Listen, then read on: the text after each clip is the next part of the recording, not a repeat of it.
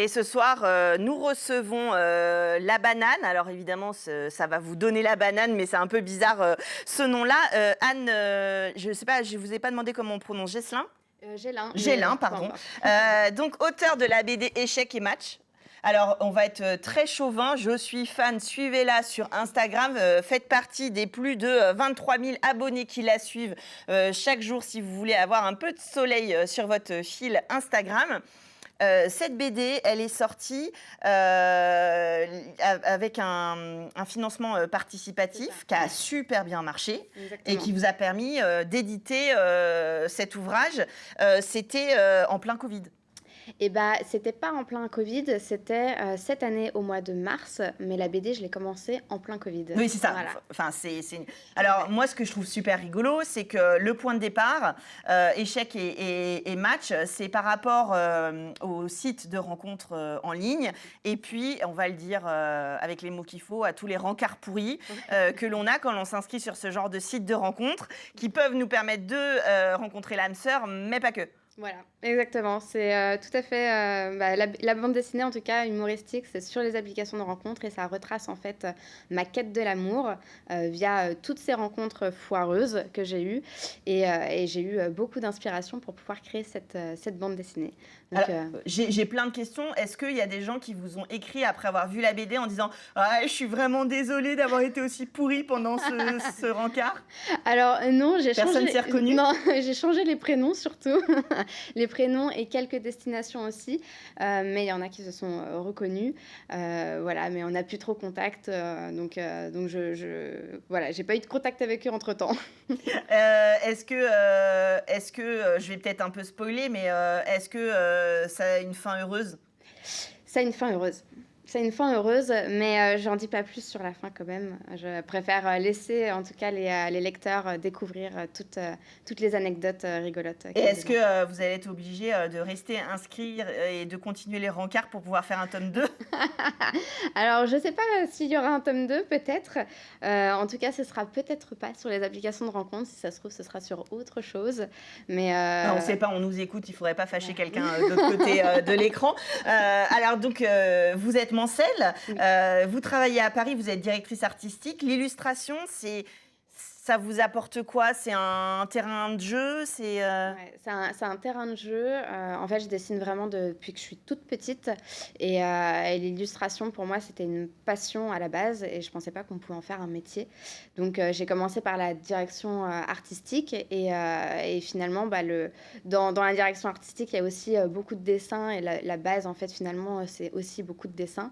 Et j'ai pu avoir l'occasion de faire de l'illustration au sein de mon métier. Donc c'est chouette. Alors ce petit personnage, cette jeune fille au chignon, évidemment, c'est votre... Oui, c'est vous, enfin c'est vous. ça me Ça vous représente. représente. Voilà, ça me représente. Après, comme je dis souvent, cette BD-là, elle est vraiment un peu autobiographique parce que je raconte les aventures que j'ai vécues. Donc, c'est 100% vrai. Par contre, ce qu'il y a sur mon compte Instagram d'illustration, c'est le même personnage, mais ça peut illustrer vraiment plein de scènes de la vie quotidienne. Ouais. Voilà. Alors moi, il y a un truc que j'adore, c'est quand vous reprenez des photos de stars et que vous les redessinez. Moi, ça me fait marrer et on a vraiment l'impression de suivre voilà, le compte d'une personne à des millions de followers. C'est hyper drôle. C'est aussi le moyen de s'exprimer sur le regard votre regard sur tout ce qui vous entoure, en fait. Tout à fait. Ouais, ouais. En fait, vraiment, les réseaux sociaux, ça m'a permis de découvrir déjà tout ce monde-là que je ne connaissais pas. Il y a plein de gens vraiment très inspirants sur les réseaux sociaux.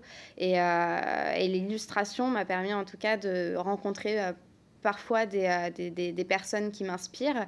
Et ça m'a permis de les dessiner et voilà, et d'avoir une interaction avec eux. Et donc, c'est assez enrichissant en tout cas. Voilà. Alors parce qu'on n'en a pas toujours un ou une sous la main d'illustrateur ou d'illustratrice. Ça se passe comment les dessins comme ça? Est-ce que c'est vraiment intuitif? Est-ce que vous le faites sur papier ou sur écran? Enfin, donnez-nous un ou deux trucs. On a envie de savoir. C'est toujours les questions qu'on a envie de poser quand on rencontre un artiste. Alors au tout début de ma carrière, c'était vraiment du dessin et ensuite on scannait et après on reprenait sur l'ordinateur. Mais voilà, avec toute la technologie aujourd'hui qui s'est développée, aujourd'hui aujourd'hui, j'ai des tablettes graphiques qui sont différentes.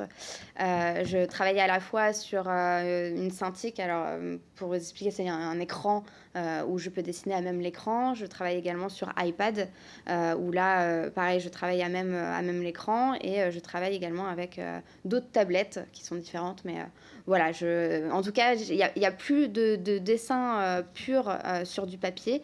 Je pourrais le continuer. Ouais, mais c'est c'est juste vrai que... que maintenant, les nouvelles technologies Ouais, permettent d'avoir quand même des sensations et une c'est ça. expression assez libre par rapport au dessin. Alors, Exactement. c'est vrai que c'est aussi quelque chose de sortir un ouvrage comme ça. Vous le disiez, c'est autobiographique.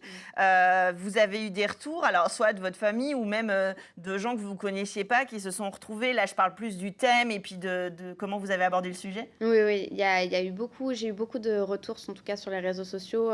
Les gens m'ont beaucoup écrit par message et c'est ça aussi qui est super chouette, c'est que j'ai un retour assez direct, une proximité avec les lecteurs en fait qui lisent le livre. Et ça a toujours été des retours soit déjà extrêmement bienveillants et également des retours où ils se sont retrouvés en fait dans la BD et donc ça les a fait marrer et c'est un peu ça que j'avais envie de... Oui, non, mais c'est très, très réaliste, hein. Je ne vais pas dévoiler ma vie privée, mais je vous confirme qu'on sent bien le vécu. Ce petit ouvrage, on le trouve où? Alors, on le retrouve sur mon site internet, labanane.fr. La banane avec 2 N à la fin parce que j'ai intégré mon prénom Anne. On le retrouve également dans toutes les librairies Mancel. Et puis dans d'autres villes, à Reims, à Tours, à Paris, dans certains arrondissements, à Nantes. Enfin voilà, donc il ne faut pas hésiter à aller voir le libraire également pour aller... La banane, donc il y a votre prénom dedans, et puis Oui. c'est parce que vous avez toujours la banane. Et oui, c'est un peu ça. C'est un peu ça. C'est exactement ça. C'est communicatif en tout cas. Ouais, je voulais en fait avoir un conte qui soit très joyeux, optimiste, etc. Et avoir la banane, ça représentait vraiment le conte. Et du coup, il y avait Anne dedans. Donc ça. Non, mais c'était pour avoir le jaune de Culturel pour être assorti au générique de l'émission, parce que le jaune est aussi une très jolie couleur. En tout cas, voilà, je vous conseille, si vous avez envie de vous amuser, si vous l'avez vécu ou si vous voulez savoir à quoi ça ressemble, de rechercher l'âme sœur sur les réseaux sociaux. Anne Gélin, Échec et match, donc la banane, et puis allez dans les librairies Mancel pour l'acheter. Merci beaucoup d'être venu partager votre talent et votre joie de vivre communicative avec nous. Et puis, on attend le prochain. Un tome 2, peut-être. Vous êtes déjà en train de travailler sur quelque chose? Il y a des surprises. Ah, il y a des surprises. Alors, on vous suit, on a bien compris. Non seulement on achète le livre, mais on la suit sur les réseaux sociaux. Et croyez-moi, c'est un bon petit rayon de soleil sur les réseaux. Puis en plus, avec le jaune, ça se repère super bien. Très bonne identité. Et puis nous, on continue, on finit cette émission en guitare tout de suite dans Culturel.